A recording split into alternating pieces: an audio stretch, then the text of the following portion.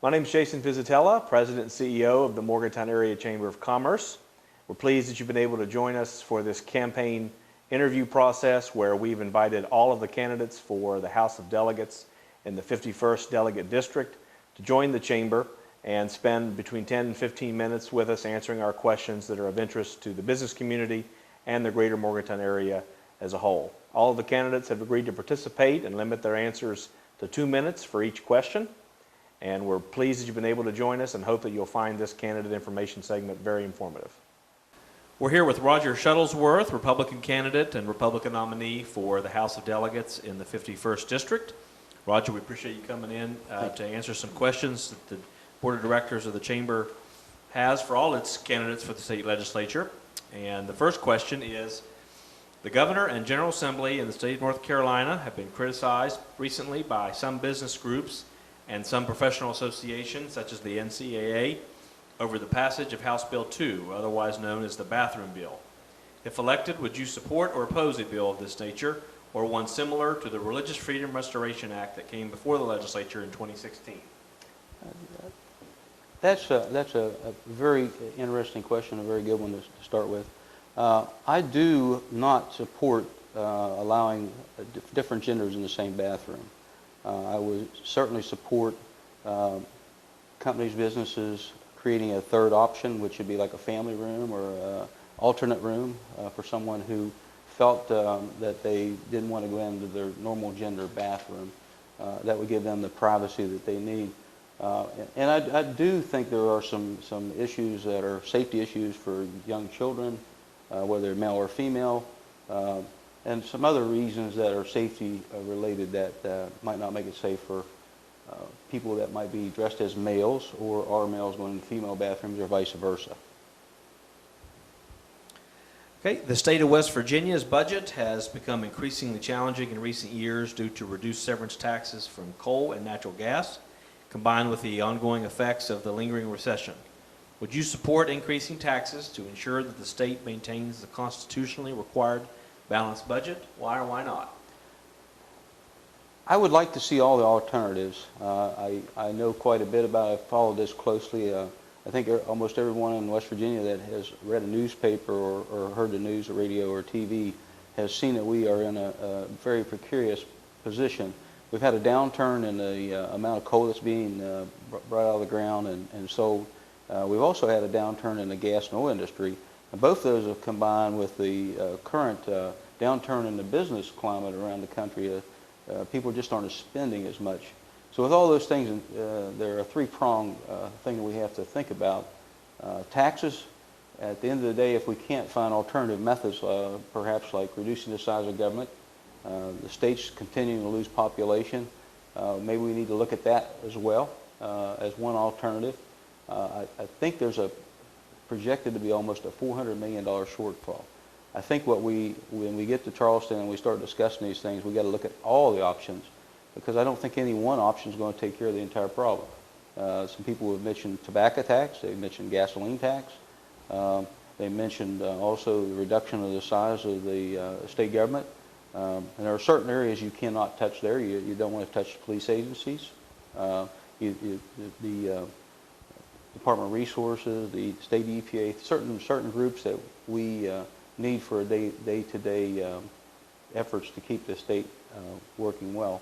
We also want to create a good business climate for businesses to come to the state at the same time. We want to attract population back to our state. And to sum this question up, I think we need to look at all the alternatives. At the end of the day, would I say that I would support a tax? If I had debated the issue enough and was informed enough and I knew that there absolutely wasn't a better option, then I would support tax. But that would take that much effort. I'd have to be know that that was the only option we have. Okay, thank you. The next question is, according to officials at West Virginia University, WVU has sustained approximately $30 million in budget cuts over the last 3 fiscal years. In light of these cuts, what actions would you pursue in the legislature to ensure that lawmakers do not balance the state budget on the backs of higher education institutions like WVU? I think we spoke to that just a little bit on a previous question. I hope, I don't know exactly what the thought process was when they started cutting the cost for education.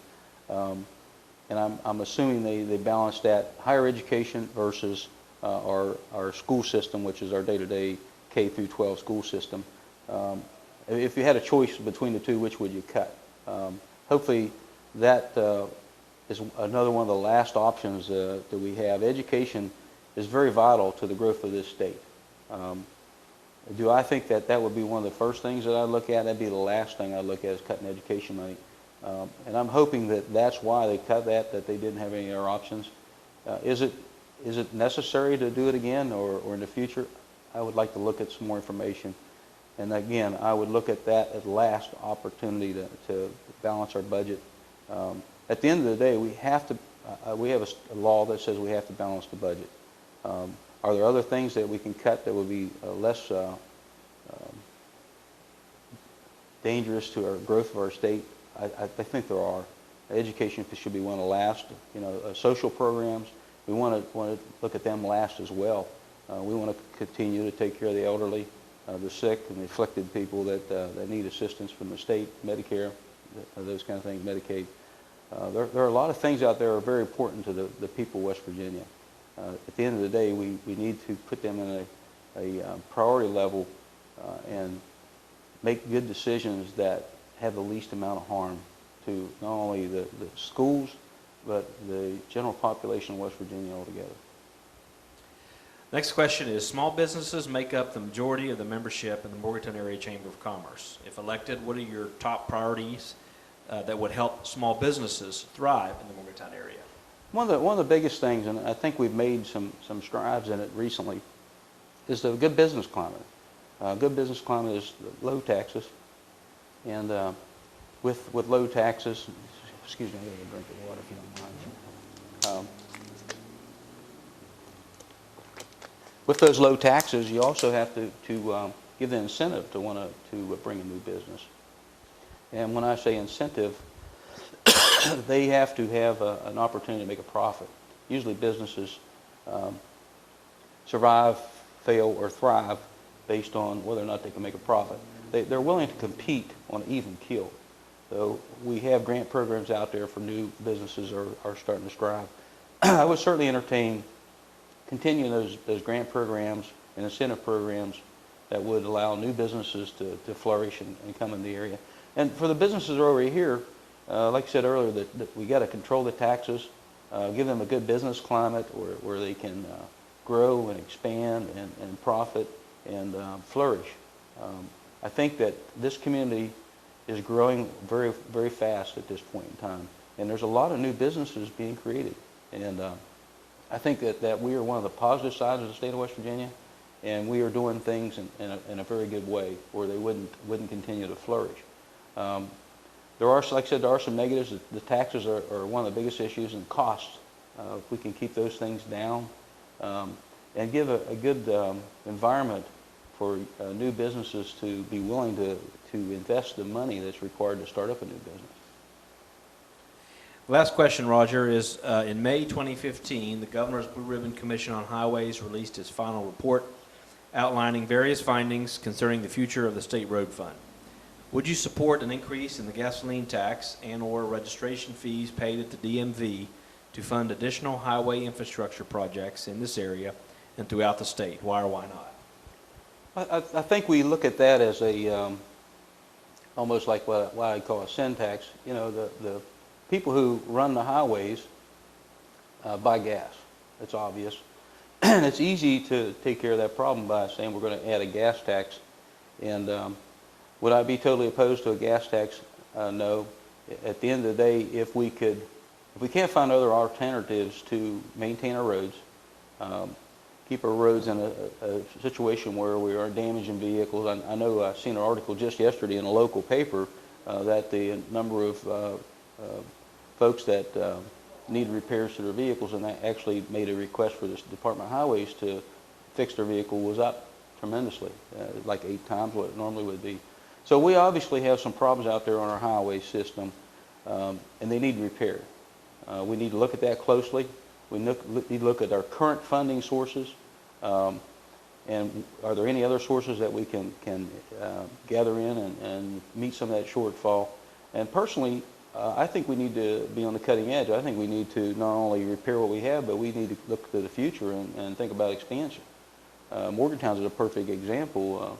We have an interstate system here. It's a 2-lane road. Is that going to be enough for perhaps a 200,000 population in Montague County coming in the future?